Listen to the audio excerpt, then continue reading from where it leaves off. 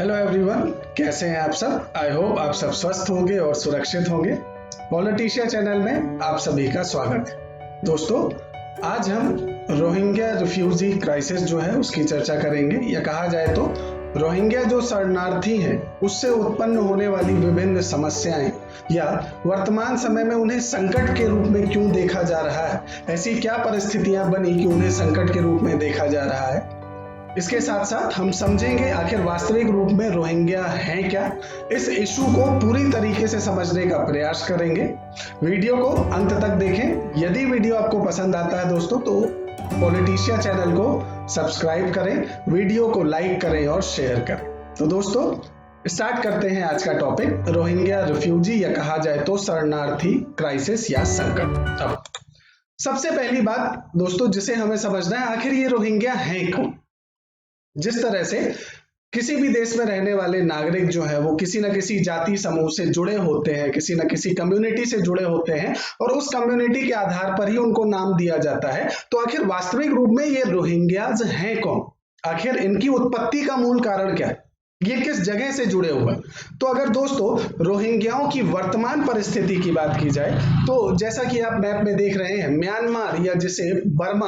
पुराना नाम जो बर्मा है आपका, उस म्यांमार के आपका जो है बर्मा के आप वेस्ट पार्ट में देख रहे होंगे राखाइन आपका जो स्टेट है। इस राखाइन स्टेट में मोस्टली आपकी 80% से ज्यादा जो पॉपुलेशन है वो आपकी रोहिंग्याज कम्युनिटी से जुड़ती है, या कहा जाए तो रोहिंग्या जो कम्युनिटी है वो इस राखाइन स्टेट में सबसे ज्यादा कहा जाए तो डोमिनेट करती है। सबसे ज्यादा पॉपुलेशन का परसेंटेज म्यांमार में इनका आपका जो है राखाइन स्टेट में है। अब अगर बात की जाए दोस्तों तो ये आपका जो म्यांमार है, या उसके बगल में आपने जो देखा बांग्लादेश, और उसके बगल में जो भारत, ठीक है। आखिर ये रोहिंग्याज इस जगह पर पहुंचे कैसे। जैसा कि आपको पता होगा दोस्तों, प्राचीन इतिहास में, यह कहा जाए तो जब आपका इतिहास आप पढ़ेंगे या इतिहास की अगर आपको चीजें पता होंगी तो आपने इतिहास में देखा होगा कि इतिहास के समय पर भारत जो है, क्योंकि ये जो आपका भारत है ये बांग्लादेश और पाकिस्तान से मिलकर बनता था, और भारत के पास ही आपका जो बर्मा है, इस पूरे क्षेत्र में आपका जो है अरब के साथ व्यापार होता था। तो अरब से जो लोग व्यापार करने आते थे, व्यापार की सुविधाओं को देखते हुए वो उन जगहों पर रहना ज्यादा उचित समझते थे, क्योंकि व्यापार करने में आसानी होती है। क्योंकि यदि आप किसी भी एक क्षेत्र में है, जैसे मान लीजिए आप भारत में हैं और भारत से आपको कंटिन्यू व्यापार करना है, तो आप प्रयास करेंगे कि भारत का जो बंदरगाह का क्षेत्र है मैं वहां पर एक छोटा सा घर बना लूं, ताकि जो जहाजें हैं वो वहां से आए, मैं तब तक सारा सामान इकट्ठा करके रखूं, और जब जहाज आए, क्योंकि उस समय पर आपका जो है ट्रेड मोस्टली या तो लैंड से होता था या ओशियन से या सी से होता था, तो लोगों का प्रयास ये होता था कि भाई जब जहाज आए उससे पहले मैं सारा सामान एक जगह पर इकट्ठा कर सकूं और उस सामान को मैं उस जहाज में आपका जो है अपलोड कर सकूं, ताकि वो जो सामान है वो बिकने के लिए जा सके। तो अरब से, क्योंकि भारत जुड़ा हुआ था लैंड से, अगर आप देखेंगे तो अरब से आप ईरान, इराक होते हुए, या कहा जाए तो पाकिस्तान, अफगानिस्तान होते हुए, भारत से होते हुए आप म्यांमार जा सकते हैं, आपको समुद्र से जाने की आवश्यकता नहीं पड़ेगी। तो अरब के जो व्यापारी थे, मर्चेंट थे या जो ट्रेडर थे, वो प्राचीन समय से ही, या कहा जाए तो इतिहास के समय से ही व्यापार करना आपका जो है इस क्षेत्र से पूरी तरह से सुलभ मानते थे, अच्छा मानते थे। और रोहिंग्या अपने आप को इन अरब ट्रेडर्स का वंशज मानते हैं। रोहिंग्या दोस्तों इन अरब ट्रेडर्स का अपने आप को वंशज मानते हैं। अब अगर देखा जाए तो ये जो आपके अरब ट्रेडर्स जो रोहिंग्याओं के रूप में स्थापित हुए, उनका खुद की कल्चर है, खुद की स्वयं की भाषा है। वो अपने आप को बताते हैं कि भाई हम जो हैं अरब के मर्चेंट या अरब के ट्रेडर्स जो हैं उनसे हम जुड़ते हैं, या हमारा जो जनरेशन है वो उनसे जुड़ता है। अब वास्तविक रूप में समस्या कहां खड़ी दोस्तों, 1948 में म्यांमार इंडिपेंडेंट हुआ। इंडिपेंडेंट क्यों, कहने का अर्थ ये है क्योंकि इस समय तक आपका जो है ये जो भारत का क्षेत्र था ये ब्रिटिश राज या ब्रिटिश आपका जो कॉलोनी है उसके अंतर्गत माना जाता था। 1947 में भारत को और पाकिस्तान को स्वतंत्र किया गया था। आपका जो म्यांमार है वो म्यांमार 1948 में आपका जो है ब्रिटेन, या कहा जाए तो आपका जो है इंग्लैंड से स्वतंत्र हुआ। जिस समय पर म्यांमार स्वतंत्र हुआ, समस्या की जड़ वहीं से प्रारंभ हुई दोस्तों, क्योंकि म्यांमार ने 1948 में जैसे ही उनकी आजादी हुई, आजादी के बाद ये जो माइग्रेशन प्रवास हुआ था अरब ट्रेडर्स का, अरब से आपका जो है म्यांमार या रखाइन स्टेट, उसे म्यांमार की गवर्नमेंट, जो भी नई नई गवर्नमेंट बनी बनी थी उसने इल्लीगल घोषित कर दिया। दोस्तों, म्यांमार की जो अभी नई स्वतंत्र आपका जो है नई जो सरकार बनी है, उसने ये कहा कि ये जो प्रवास या माइग्रेशन हुआ है, चाहे भले ही बहुत प्राचीन समय से हो रहा हो, लेकिन ये जो प्रवास हुआ है, जो अपने आप को अरब के वंशज मानते हैं, हम उन्हें पूरी तरह से इल्लीगल मानते हैं और इस कारण से उन्हें म्यांमार की नागरिकता प्रदान नहीं की गई। तो दोस्तों, समस्या 1948 से ही प्रारंभ हो चुकी थी,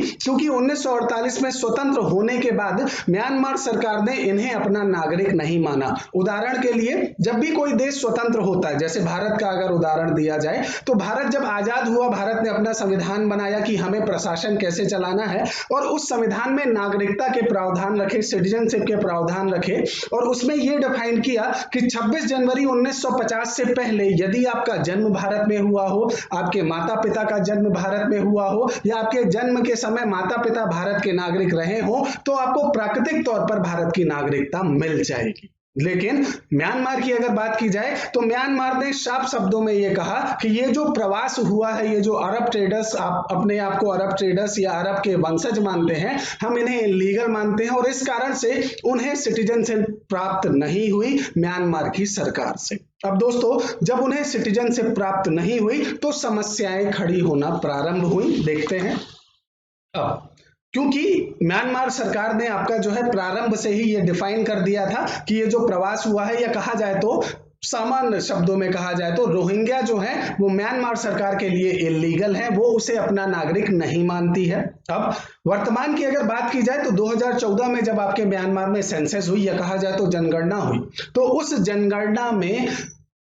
रोहिंग्याओं को अपना नागरिक मानने से पुनः किसने इनकार किया? म्यांमार की सरकार ने। क्योंकि अब यदि आप किसी व्यक्ति को जो वंशजों से, या कहा जाए तो बहुत समय पीढ़ी दर पीढ़ी आपके यहाँ रहता आ रहा है, और आप उसे जो है अपना नागरिक मानने से मना कर देंगे, तो नागरिक यदि आप उसे नहीं मानते हैं तो नागरिक के रूप में जो उसे अधिकार मिलने होते हैं वो उसे प्राप्त नहीं होते। जैसे यदि आप भारत के नागरिक हैं तो आपके पास अधिकार है, आप भारत में स्वतंत्र रूप से कहीं भी घूम सकते हैं, भारत में जब चुनाव होंगे तो आप वोट डाल सकते हैं। इस प्रकार के आपके अधिकार जो है नागरिकों को प्रदान किए जाते हैं। लेकिन जब म्यांमार सरकार ने यह कहा कि भाई ये हमारे नागरिक ही नहीं है, तो उन्हें किसी भी प्रकार के अधिकार प्राप्त नहीं हुए। अब समस्या जो है वो वास्तविक रूप में आपका जो है वैश्विक रूप में कब सामने आई? जब 25 अगस्त 2017 को रोहिंग्याओं के एक शस्त्र बल, या कहा जाए तो एक मिलिटेंट ऑर्गेनाइजेशन ने, जिसे आरसा कहा जाता है, उसने जो है एक आपका जो है इवेंट किया, या कहा जाए तो एक एक्ट किया, और उस एक्ट में मोर देन आपके 30 पुलिस आपकी जो पोस्ट थी म्यांमार में, उन पर अटैक किया गया। तो दोस्तों, समस्या 1948 से चल रही थी, क्योंकि इन्हें अपना नागरिक नहीं माना गया था। इस समस्या को वैश्विक रूप कब मिला? 2017 में, क्योंकि 2017 में एक आपका टेररिस्ट ऑर्गेनाइजेशन है रोहिंग्याओं का समर्थन जिसे प्राप्त है, आरसा जो है, उसने आपके 30 पुलिस पोस्टों पर आपका अटैक किया, और जब उस पुलिस पोस्टों पर अटैक किया तो बदले में आपका जो है म्यांमार सरकार ने आपका जो है रोहिंग्याओं के ऊपर आपका जो है अटैक करना चालू हुआ, और यहां से रोहिंग्याओं का प्रवास जो है दूसरे देशों में अत्यधिक तेज गति से हुआ। दोस्तों, इस बात को याद रखना है कि म्यांमार से रोहिंग्या 2017 से आपका जो है बाहर नहीं निकलना प्रारंभ हुए।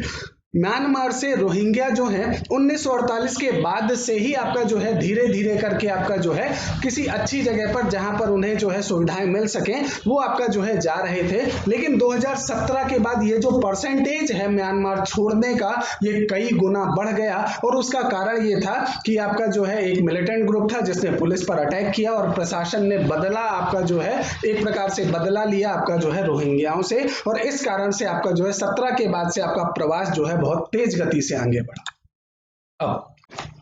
दोस्तों, इन शब्दों को समझने का प्रयास करेंगे, क्योंकि वर्तमान समय में कई बार आप न्यूज़पेपर पढ़ते होंगे या सामान्य विषय में चर्चा करते होंगे, तो कई बार आपका जो है ये शब्द आ जाते हैं। आखिर ये शब्द जो है इनका अर्थ क्या है और ये एक दूसरे से अलग कैसे हैं? जैसे रिफ्यूजी जो है, अगर आप उसे हिंदी में कहें तो ये शरणार्थी होता है, असाइलम सीकर मतलब जो शरण प्राप्त करना चाहता है, और माइग्रेंट का मतलब होता है प्रवासी। ये तीन शब्द जो हैं ये मुख्यतः आपके बाहर आते हैं। अब अगर किसी रिफ्यूजी की बात की जाए तो रिफ्यूजी का अर्थ ये होता है ऐसे लोग जो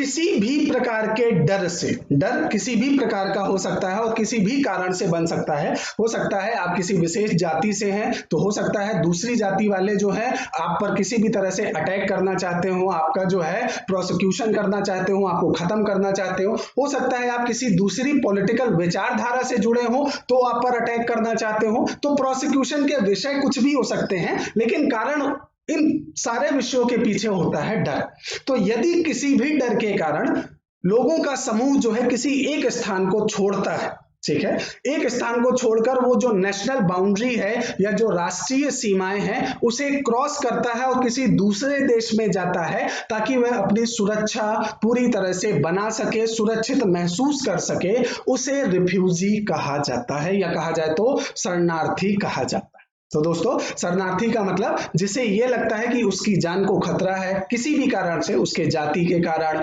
उसके वंश के कारण, उसकी भाषा के कारण, उसके पॉलिटिकल विचार के कारण, तो वह उस जगह को छोड़कर किसी दूसरे देश में शरण लेता है और उसे रिफ्यूजी कहा जाता है। रिफ्यूजीज को आपका जो है पूरी तरह से प्रोटेक्ट किया जाता है दोस्तों इंटरनेशनल लॉ से, और वो इंटरनेशनल स्पेसिफिक अगर लॉ की बात की जाए तो 1951 का कन्वेंशन है जो रिफ्यूजी के बारे में या कहा जाए तो शरणार्थी के बारे में परिभाषा के साथ साथ परिस्थितियों का भी वर्णन करता है, उसे हम आगे देखेंगे। तो रिफ्यूजी का मतलब क्या होता है दोस्तों, जो किसी भी डर के कारण जो है अब एक देश की बाउंड्री को छोड़कर किसी दूसरे देश में शरण लेता है।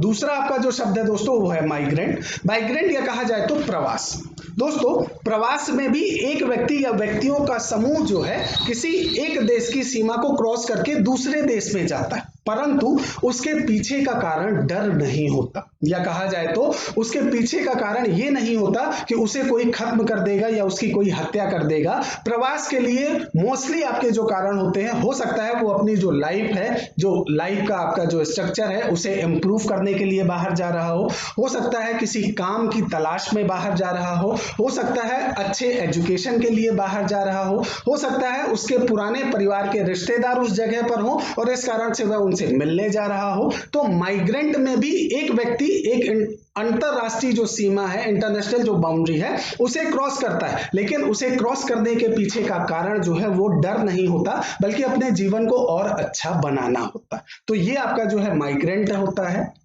तीसरा, असाइलम सीकर। अब असाइलम सीकर और रिफ्यूजी दोनों लगभग एक समान है, क्योंकि असाइलम सीकर का अर्थ क्या होता है कि मुझे आपसे शरण चाहिए, मुझे आपसे जो है असाइलम या कहा जाए तो कुछ हॉस्पिटैलिटी की उम्मीद है, और ये वही लोग होते हैं जो किसी एक इंटरनेशनल बाउंड्री को क्रॉस करते हैं,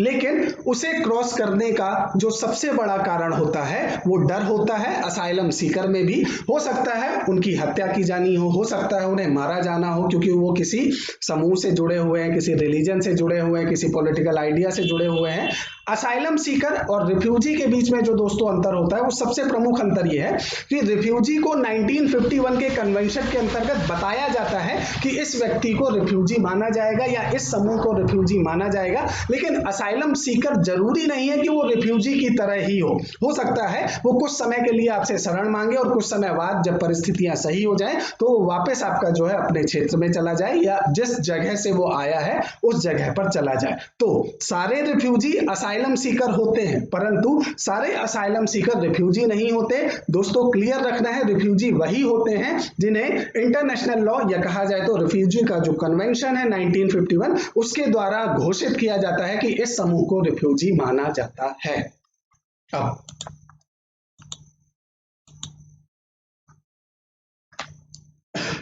आखिर ये जो रोहिंग्या का विषय है दोस्तों, ये आज का विषय नहीं है। जैसा मैंने आपको बताया, यह समस्या आपका जो है 1948 के बाद से प्रारंभ हो चुकी थी। अब क्योंकि 1948 के बाद से समस्या प्रारंभ हुई तो उस समय पर आपका जो है विश्व के कई सारे आपके जो देश है उन्होंने मिलकर एक ऑर्गेनाइजेशन बनाया जिसे यूनाइटेड नेशन कहा जाता है। यूनाइटेड नेशन ने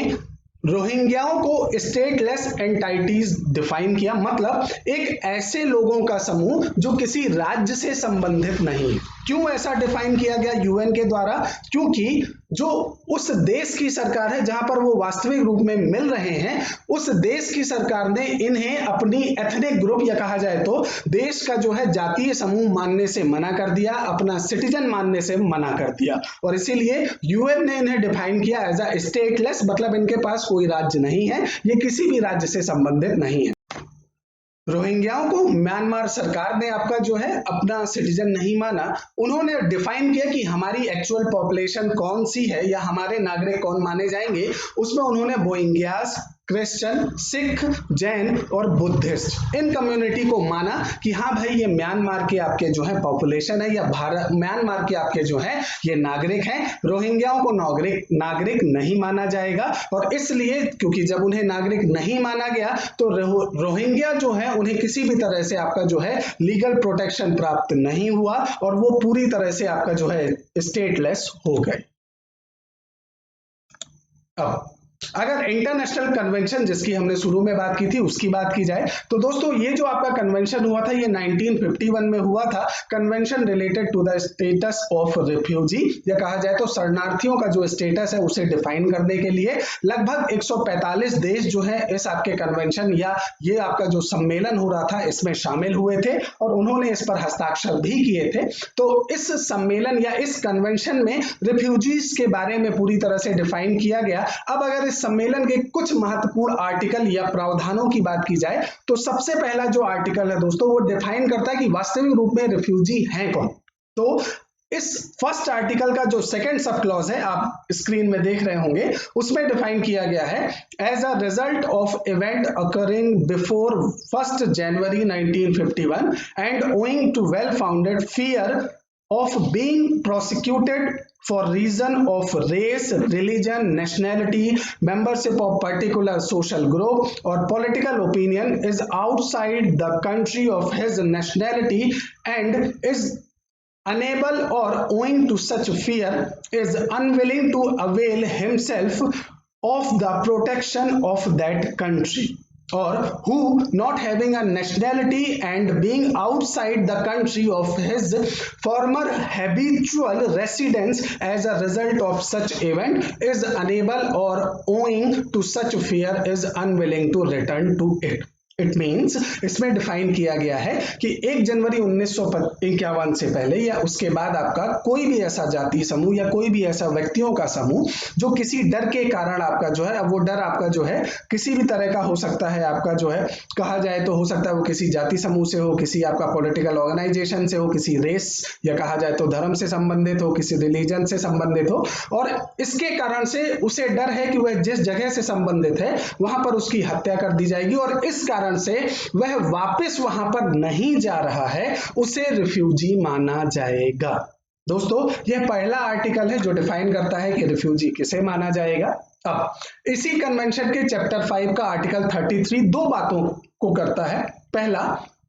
no contracting state shall expel or return a refugee in any manner whatsoever to the frontier of territories where his life or freedom would be threatened on account of his race, religion, nationality, membership of particular social group or political opinion। Bharat की वर्तमान media में इस विषय को बहुत बार उठाया जाता है और इस पहलू को उठाया जाता है कि आप किसी भी प्रवासी को जो है या आप किसी भी तरह का आपका जो माइग्रेंट आपका जो है या कहा जाए तो शरणार्थी जो है, रिफ्यूजी जो है, आप उसे वापस नहीं भेज सकते या उस टेरिटरी में नहीं भेज सकते जहां से उसे डर है कि उसे वहां पर मार दिया जाएगा या उसकी हत्या कर दी जाएगी। लेकिन इसी क्लॉज के सेकंड पॉइंट पर यह डिफाइन किया गया है दोस्तों कि the benefit of the present provision may not, however, be claimed by a refugee whom there are reasonable ground for regarding as a danger to the security of the country in which he is or who, having been convicted by a final judgment of a particularly serious crime, constitute a danger to the community of the country। मतलब ये जो प्रावधान है ये उस पर लागू नहीं होंगे जो किसी देश में शरण ले रहे हैं, रिफ्यूजी हैं और उस देश की सुरक्षा के लिए खतरा है। तो दोस्तों याद रखना है चैप्टर 5 के आर्टिकल 33 जो कन्वेंशन 1951 में हुआ, उसमें इस बात को साफ तरीके से लिखा गया है कि यदि किसी देश की सुरक्षा का मामला है तो वह इन रिफ्यूजीज के ऊपर लगने वाले सारे प्रावधानों को हटा सकता है, वह उन्हें वापस भेज सकता है, क्योंकि यह मामला उनकी सुरक्षा का है। इंटरनेशनल जो कन्वेंशन हुआ रिफ्यूजी से संबंधित, उसने बताया कि भाई पहला प्रावधान यह है कि आप उन्हें बाहर नहीं निकाल सकते, लेकिन यदि परिस्थिति आंतरिक सुरक्षा की है तो आप इन प्रावधानों को नजरअंदाज कर सकते हैं, क्योंकि अब ये मामला जो शरणार्थियों का था ये वैश्विक मामला था और इस कारण से इसका प्रभाव बहुत सारे देशों पर पड़ना था। कुछ देशों ने इस प्रभाव को देखते हुए शरण देने की अनुमति दी, या कहा जाए तो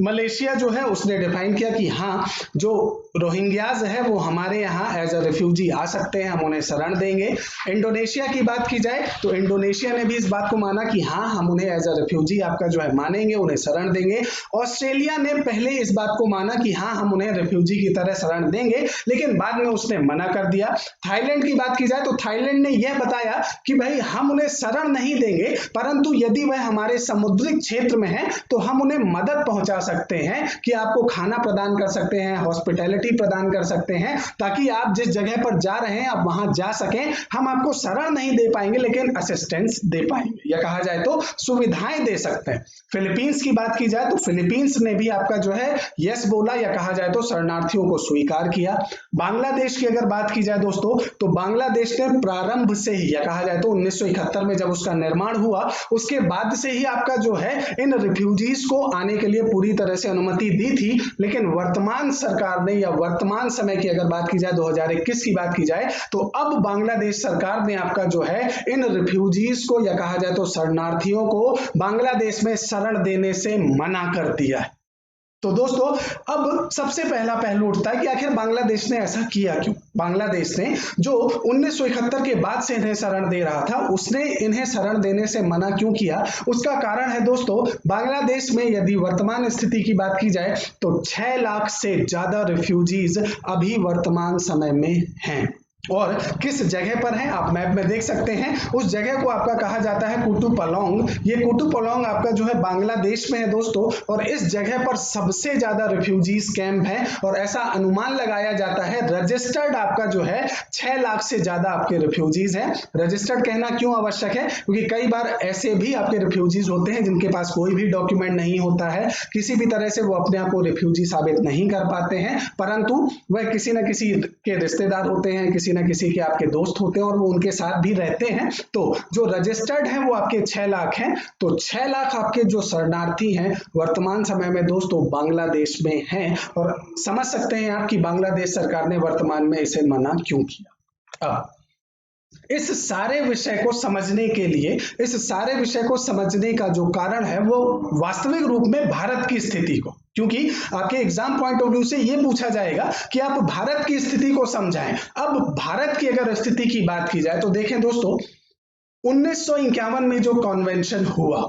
उसकी चर्चा हम करेंगे। वर्तमान समय की अगर बात की जाए तो 40,000 से ज्यादा रोहिंग्याज रिफ्यूजी भारत में रह रहे हैं। ये रजिस्टर्ड हैं दोस्तों, याद रखें रजिस्टर्ड हैं। 40,000 से ज्यादा रोहिंग्यास भारत में रह रहे हैं, जिसे भारत सरकार ने रजिस्टर्ड, या जिनके पास डॉक्यूमेंट है यूएन का, या यूएन ने जिन्हें कार्ड दिया है एज अ रिफ्यूजीज का, वो 40,000 भारत में रह रहे हैं। अब सबसे रोचक बात यह है दोस्तों, यदि भारत की बात की जाए तो 1951 में आपका जो कन्वेंशन हुआ था उस कन्वेंशन में Bharat as a party involve नहीं हुआ था। कहने का अर्थ यह है भारत उस जगह पर नहीं था, भारत ने इस कन्वेंशन पर साइन नहीं किया।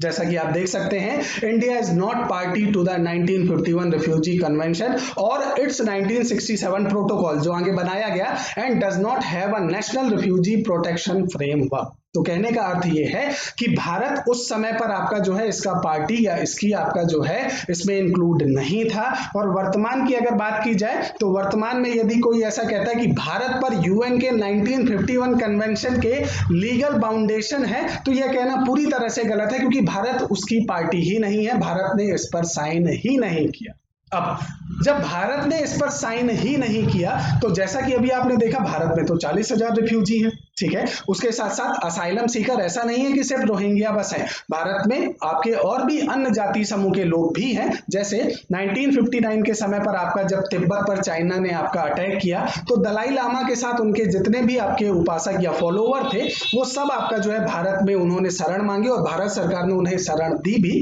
वर्तमान में हिमाचल के अधिकतर क्षेत्र में वो आपको मिल जाएंगे। तो ऐसा नहीं है कि सिर्फ रोहिंग्या ही भारत में है, उसके अलावा भी कई सारे जाति समूह हैं। लेकिन अगर इस कन्वेंशन की बात की जाए तो भारत ने इस पर साइन नहीं किया। तो प्रश्न ये उठता है कि जब भारत सरकार ने इस पर साइन नहीं किया तो आखिर इन रिफ्यूजीज को मेंटेन कैसे किया जाता है। उसके लिए भारत सरकार के पास कई सारे कानून हैं जिनके द्वारा इन माइग्रेट या कहा जाए तो इन प्रवासियों को, इन रिफ्यूजीज को कंट्रोल किया जाता है। सबसे पहला कानून है the registration of foreigners act 1939, दूसरा foreigners act 1946, third the passport act 1920, the citizenship act 1955 जो आजादी के बाद बना, स्टैंडर्ड ऑपरेटिंग प्रोसीजर 2011 जिसे वर्तमान 2019 में अमेंड किया गया। ठीक है। तो दोस्तों ये सारे कानून हैं जो भारत में प्रवासियों को मेंटेन करते हैं। अब क्योंकि भारत सरकार आपका जो है ये बताती है कि भाई भारत में 40,000 आपके जो है रोहिंग्या निवास कर रहे हैं, तो आखिर ये किन जगहों पर कर रहे हैं। मोस्टली अगर बात की जाए तो जम्मू, हैदराबाद, दिल्ली एनसीआर, हरियाणा, राजस्थान और यूपी, ये जो आपके प्रदेश हैं या ये जो आपके स्टेट हैं, रोहिंग्याज मोस्टली इन स्टेट में आपके अवेलेबल है। ये कहा जाए तो अभी आपका जो है शरण लिए हुए हैं। अब वर्तमान समय में यह चर्चा का विषय क्यों बना हुआ है, क्योंकि वर्तमान समय में लोगों द्वारा या मीडिया द्वारा यह बताया जा रहा है कि इंडिया जो है इन रोहिंग्याओं को वापस भेज रहा है, इंडिया जो है इनके घरों को तोड़ रहा है। तो आखिर ऐसा क्यों है? क्या वास्तविक रूप में भारत सरकार जो है इन रोहिंग्याओं को वापस भेज रही है? क्या ये वास्तविक रूप में हो रहा है? अगर वास्तविक की बात की जाए तो वर्तमान जो भारत सरकार है, वर्तमान भारत सरकार ने अपना स्टेटमेंट या कहा जाए तो संसद में जब इस विषय की अभी वर्तमान समय में जब चर्चा चली तो वर्तमान भारत सरकार ने आपका जो है संसद में आपका जो है इस विषय को रखा और यह बताया भी कि जो ये रोहिंग्याज हैं ये वर्तमान समय में जम्मू कश्मीर के सिक्योरिटी के पर्पज से बहुत ज्यादा आवश्यक हैं। क्योंकि जम्मू कश्मीर की अगर बात की जाए दोस्तों तो आपको पता होगा भारत ने अभी रिसेंट में ही 370 आर्टिकल जो स्पेशल प्रोविजन देता था जम्मू कश्मीर को उसे हटाया है और इस कारण से जम्मू कश्मीर की सुरक्षा अत्यधिक नाजुक है और रोहिंग्यास जो है वो जम्मू कश्मीर में है। अब क्योंकि रोहिंग्यास को भारत से बाहर निकाला जा रहा था या जो अनरजिस्टर्ड थे उन्हें वहां से निकाला जा रहा था, कुछ लोगों ने आपका जो है यूएन की दुहाई देते हुए ये कहा जाए तो यूनाइटेड नेशन का जो कन्वेंशन है उसकी बात रखते हुए सुप्रीम कोर्ट में आपका जो है एक याचिका या PIL दायर की कि भाई ये जो ह्यूमन राइट्स है, इंटरनेशनल ह्यूमन राइट्स है, जो कन्वेंशन है उसके खिलाफ भारत सरकार काम कर रही है। तो सेंट्रल गवर्नमेंट ने सुप्रीम कोर्ट को यह बताया कि ये जो रोहिंग्या हैं ये जम्मू कश्मीर में आपका जो है वहां पर जो अभी वर्तमान में मिलिटेंट ऑर्गेनाइजेशन उपस्थित है उनके साथ मिलकर इंटरनल जो आंतरिक सुरक्षा है उसके लिए खतरा उत्पन्न हो रहे हैं। ये स्टेटमेंट भारत सरकार का था सुप्रीम कोर्ट के सामने। अब इस स्टेटमेंट को देने के पीछे का कारण ये था, आपको पता होना चाहिए दोस्तों, जम्मू कश्मीर में जब से धारा 370 हटी है उससे पहले से भी एक टेररिस्ट ऑर्गेनाइजेशन है जो है लश्कर-ए-तैयबा, जो आपका वहां पर आपके ये हथियार बंद आपका जो दस्ता है या कहा जाए तो टेररिस्ट जो ऑर्गेनाइजेशन है वो वहां पर पूरी तरह से काम कर रहा है। और आपका रोहिंग्याओं का जो हथियार बंद दस्ता है या टेररिस्ट ऑर्गेनाइजेशन है अकामुल मुजाहिदीन, ये दोनों मिलकर आपका जो है जम्मू कश्मीर में आपका जो है किसी भी तरह की आपकी टेरर या आतंकवादी एक्टिविटी जो है उसे पूरी तरह से प्लान करने में लगे हुए हैं। अब सरकार ने इसके लिए आपका जो है एक रिपोर्ट या कहा जाए तो एक दावा भी प्रस्तुत किया। 2019 में आपका जो है जम्मू कश्मीर पुलिस ने एक रोहिंग्या परिवार को अरेस्ट किया जिनके पास 30 लाख रुपए कैश मिले और बताया जा रहा है कि भाई ये जो कैश है ये किसी बांग्लादेश के आपके लोगों का आपका जो है ये कैश है और इस कैश को यहाँ लाने का मेन पर्पज ये है कि यहाँ आपका जो है टेररिस्ट आपकी जो गतिविधियां हैं उसे प्रमोट किया जा सके। तो दोस्तों अगर बात की जाए आंतरिक सुरक्षा की तो भारत सरकार ने यह बताया कि लश्कर-ए-तैयबा के साथ अकामुल मुजाहिदीन जो रोहिंग्याओं का टेररिस्ट ऑर्गेनाइजेशन है वो दोनों मिलकर जम्मू कश्मीर की सुरक्षा को चोट पहुंचा सकते हैं या उसके लिए खतरा बन सकते हैं। लश्कर-ए-तैयबा और आका मुल मुजाहिदीन, ये दो टेररिस्ट ऑर्गेनाइजेशन है। ऐसा माना जा रहा है कि ये जम्मू कश्मीर में आपका जो है पूरी तरह से एक्टिव हो रहे हैं ताकि इंडिया की जो सिक्योरिटी है उसे तोड़ा जा सके। अब आका मुल मुजाहिदीन जो है, उनके जो लीडर हैं वो है अताउल्लाह अबू अमर जुनूदी। ये जो भाई साहब हैं, ये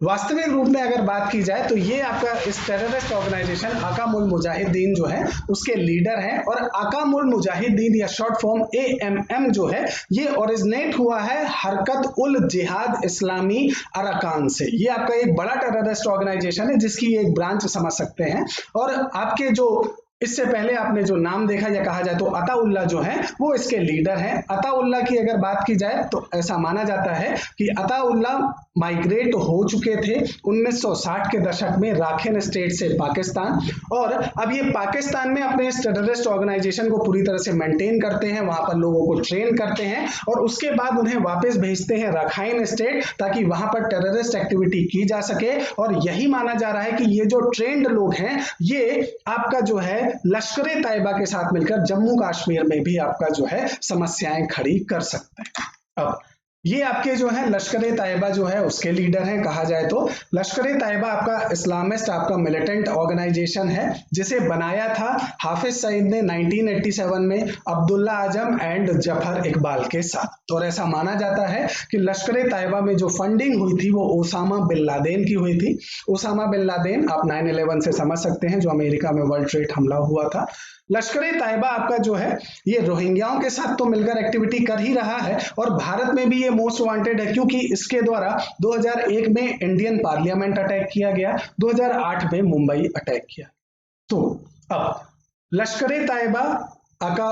मुजाहिदीन ये जो टेररिस्ट ऑर्गेनाइजेशन है इनकी समस्याओं को देखते हुए, ठीक है, भारत सरकार ने यह निर्णय किया कि जो अनरजिस्टर्ड लोग हैं उन्हें रजिस्टर्ड करने की कोशिश की जाएगी और यदि वो पूरी तरह से अनरजिस्टर्ड हैं या इस तरह की किसी एक्टिविटी में लगे हुए हैं तो उन्हें भारत से बाहर भेजा जाएगा। कुछ समय पहले भारत की सोशल मीडिया में आपका जो है एक वीडियो पब्लिश हुआ जिसमें आप देख सकते हैं, ये वीडियो की आपकी क्लिप है या कहा जाए तो वीडियो की इमेज है, जिसमें ये दिखाया गया कि जो रोहिंग्या बेचारे आपका प्रवास कर रहे हैं जम्मू कश्मीर में, उनके घरों को भारत सरकार द्वारा तोड़ा जा रहा है। तो दोस्तों इस इमेज की या इस वीडियो क्लिप की अगर तथ्य की बात की जाए तो 12 जून 2021 को ये पब्लिश हुआ और ये वास्तविक रूप में दोस्तों Jammu and Kashmir lake and waterways development authority का काम है। क्योंकि ये जो घर बने हुए थे न सिर्फ रोहिंग्याओं के, उनके अलावा भी जिन्होंने वाटर के आपका जो वेज हैं या कहा जाए तो पानी के निकलने के जो रास्ते हैं उन जगहों को पूरी तरह से कैप्चर करके अधिग्रहण करके जो घर बनाया था उन घरों को जम्मू कश्मीर प्रशासन द्वारा तोड़ा गया है, ना कि रोहिंग्याओं के घरों को। तो दोस्तों इस बात को क्लियर रखना है कि ये जो वीडियो पब्लिश की जा रही थी वह पूरी तरह से फेक थी और उसके पीछे का कारण ये था कि रोहिंग्याओं के लिए आपका जो है भारत में कुछ इमोशन क्रिएट किया जाए। दोस्तों इस विषय को समझने के लिए आई होप आप इस विषय को समझे होंगे। यह विषय आपके परीक्षा के एग्जाम या एग्जाम के पॉइंट ऑफ व्यू से आवश्यक तो है ही, आपके विचारों के लिए भी आवश्यक है और एक सकारात्मक सोच के लिए भी आवश्यक है कि आपको वास्तविक रूप में सारे तथ्य पता होने चाहिए किसी भी विषय पर चर्चा करने के लिए। तो आई होप आपको यह वीडियो पसंद आया होगा। यदि आपको वीडियो पसंद आया है तो पॉलिटिशिया चैनल को लाइक करें, पॉलिटिशिया चैनल को सब्सक्राइब करें। मिलेंगे नेक्स्ट वीडियो में इसी पॉलिटिशिया चैनल में, तब तक स्वस्थ रहें, सुरक्षित रहें। Thank you very much.